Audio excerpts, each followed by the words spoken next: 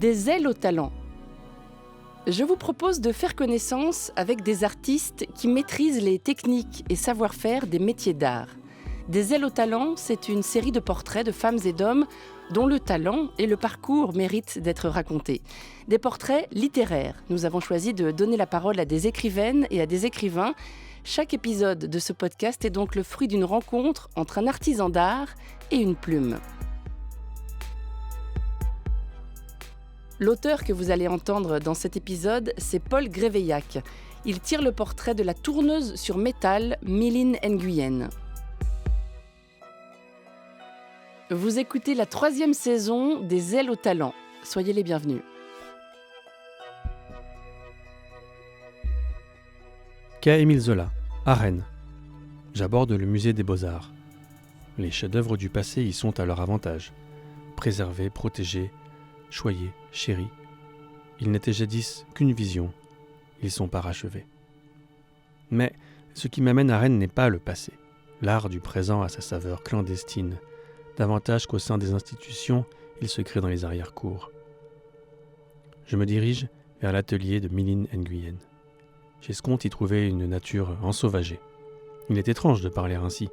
Cependant, l'art de la jeune femme que je rencontre aujourd'hui, c'est bien cela, une nature ensauvagée. Les créatures encadrées n'y sont jamais en cage. Les fleurs prises sur le vif y distillent leur effluve trompeur. Tout cela est fascinant, légèrement inquiétant. Ce que je découvre aujourd'hui dépasse encore mes attentes. Je sonne, je gravis quelques marches, on m'ouvre. Pas d'atelier en vue. Mylène Nguyen travaille chez elle. Une table en formica tient un angle du salon.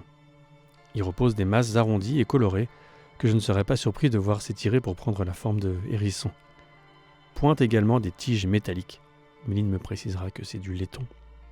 Patinées comme les extrémités de statues aux vertus miraculeuses frottées par les pèlerins. Ce sont les produits d'expériences précédentes qui viendront hybrider, ou pas, les travaux auxquels Mylène Nguyen se consacre désormais. L'artiste a délaissé les imposantes machines des tourneurs-fraiseurs qu'elle manipulait jusqu'à présent pour ne plus utiliser que ses doigts. Je pense que le fait de choisir les machines-outils, c'était vraiment par hasard. J'aurais pu choisir la bijouterie, par exemple, ou les émaux sur cuivre, mais non, ça n'a pas été le cas. Moi, j'ai pris les grosses machines. Mylène Nguyen, méticuleusement, modèle la pâte.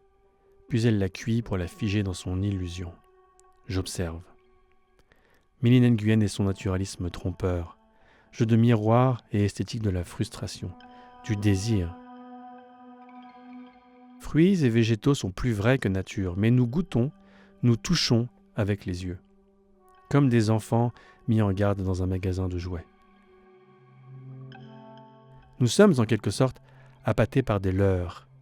Nous nous approchons, Mylène Nguyen relève sa ligne, je suis dans sa nasse.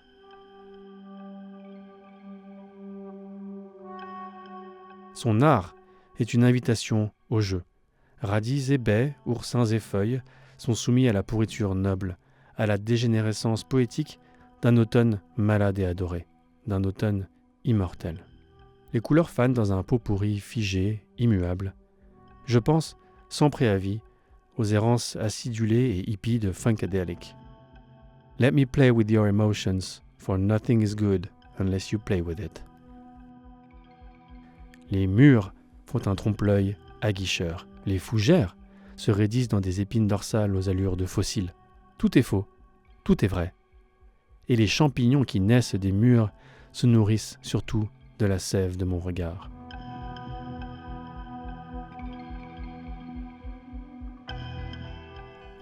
Il y a quelques années, Mylène faisait naître des méduses de laiton.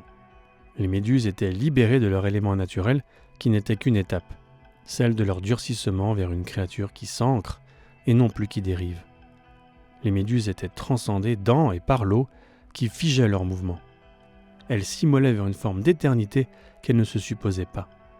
La vie, la mort, c'est tout comme humus pour humus.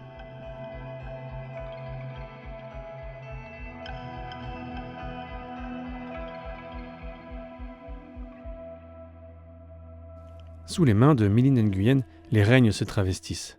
animales, végétales, s'arrondissent dans des graines de cendre, dans des tubercules germés dont le fruit le plus beau est notre curiosité attisée.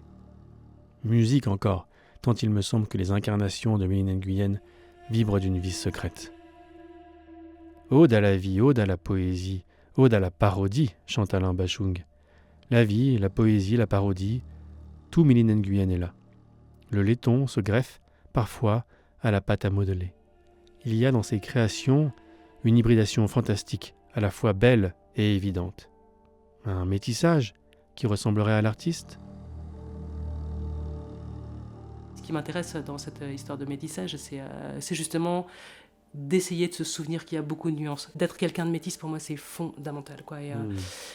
Et c'est-à-dire, cette chose de pas avoir de place précise, mais du coup, c'est une histoire et une identité que j'ai décidé d'aller fouiller par moi-même, justement, que le regard des autres a beaucoup moins d'importance. Peut-être que je pouvais m'emparer, en fait, de cette place-là, moi, et fouiller à plein d'endroits cette part d'identité asiatique, mais encore une fois, ce n'est qu'une part, parce que moi, quand je vais au Vietnam, les gens, ils me voient blanche, mais blanche, quoi. Fouiller, s'emparer d'eux. Les œuvres de Méline Nguyen ressemblent à des prises de guerre. Celles d'un explorateur urbain, cueilleur de champignons, que n'effraierait ni la rouille, ni les virus. Celles d'un chercheur, stimulé par le saut dans l'inconnu. Pour mieux comprendre le miracle étrange de son art, bercé par l'illusion de percer à jour les sources du sortilège, je m'enquière. D'où vient cette légèreté ? Renoncer à plein de choses matériellement, ça m'a fait trop de bien à 40 piges, vraiment. Et maintenant, je peux travailler, comme je fais du modelage, je peux travailler en voyage. Je peux travailler dans le train. Du coup, je me suis mise à voyager énormément avec mon travail. Et alors qu'avant, on ne déplace pas une machine comme ça, quoi. Donc, je travaille plus au même endroit, je travaille plus de la même manière. Mais alléger tout ça, là, c'est quand même vraiment... renoncer à plein de trucs, ça m'a donné plein d'opportunités vraiment chouettes. Le voyage, justement. Méline a eu la chance de bénéficier d'une résidence à la Villa Kujoyama, à Kyoto. Le Japon, une source d'inspiration ? Je suis pas du tout spécialiste de la culture japonaise, hein, j'aurais pas l'audace de défendre quelque chose. Mais en tout cas, il y a quelque chose qui s'est rencontré de manière évidente entre, je sais pas, c'est simple, quoi, le goût du détail, le sens de la finition, c'est des choses qui ont toujours habité mon travail et qui n'a pas besoin de défendre. C'est vrai que là, je faisais que de la sculpture en métal à ce moment-là et donc partir dans un endroit où on n'a aucun repère, ni linguistique, ni culturel, et aucun repère de travail, alors que ça a été un peu vertigineux au début, donc il a fallu trouver une manière de travailler. C'est là que j'ai un petit peu recommencé le modelage et j'ai construit un petit réseau professionnel qui m'a permis d'y retourner de nombreuses fois. Évidence, rencontre. Il y a dans ces œuvres une immédiateté déconcertante. Elles s'affichent comme autant d'oxymores complices, s'affirment comme autant de questions inattendues. Elles s'organisent selon des lois qui leur sont propres, organiques. Il serait déraisonnable de ne pas céder à leur ironie. Nous passons de l'autre côté du miroir, nous devenons Alice et comprenons que l'abdication s'impose. Le vrai, le beau existe hors de nous, et pourtant, ils ne sont rien sans notre bon vouloir. Les œuvres de Méline Nguyen sont des mains tendues par la rêverie, des poèmes qu'il faut interpréter. Je fantasme avec eux la fin du monde. Quelques survivants mis à part, une catastrophe telle que l'humanité en a le secret à effacer notre espèce. Et alors, la nature n'en a cure. La vie se réinvente. Elle mute, elle transperce, elle suinte, elle triomphe en fin de compte dans un bouquet minéral qui vient éclater les cadres de nos musées. Elle conquiert l'espace dans un feu hybride qui part se loger dans les fissures de ce qui jadis fut nos murs. Méline Nguyen se fait botaniste. Elle sait capturer ces nouvelles manifestations de vie dans un herbier magique. Nous voudrions nous en approcher, respirer un jasmin mutant, à nos risques et périls. Ces fleurs de rêve ont la séduction vénéneuse des voyages sans retour. En fin de compte, j'ai peut-être découvert un astre dans la constellation du Petit Prince. Sans le savoir, la ville abrite en son sein une planète interdite, miniature. Je rejoins la gare de Rennes avec la sensation que m'ont poussé des ailes. Je suis Mylène Guyenne, je suis artiste, je fais de la sculpture. J'ai obtenu le prix pour l'intelligence de la main dans la catégorie talent d'exception en 2013 pour une série de sculptures qui s'appelle Méduse dernière.